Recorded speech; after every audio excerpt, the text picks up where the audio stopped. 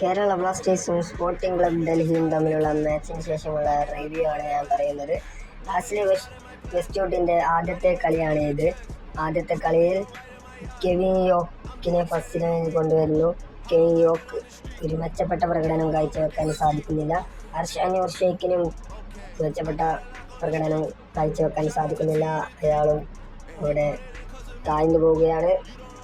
Half ടൈമിൽ 1-0 Kerala Blasters തോൽവിയിൽ നിൽക്കുകയായിരുന്നു. ജയ് കോൺതാങ്കയ്ക്കൊന്നും finish ചെയ്യാൻ പറ്റുന്നില്ല ബാളുകളൊന്നും. മാത്യൂസ് ഏത് ഫോർമേഷൻ എവിടെയാണ് കളിക്കുന്നതെന്ന് അവന് തന്നെ അറിയില്ല. ഡാനിഷ് ഫാറൂഖ് എന്നത്തെയും പോലെ തന്നെ അവിടെ നിൽക്കുന്നു. തരണ്ടികളുടെ മാതിരി മണ്ടി കളിക്കുന്നു ഡാനിഷ്.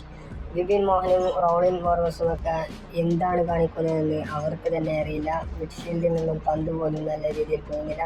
സാലോ ഇന്ത്യ നല്ല രീതിയിൽ കളിക്കുന്നുണ്ട്, നല്ല ഡിഫെൻസീവിലായി നിൽക്കുന്നുണ്ട്.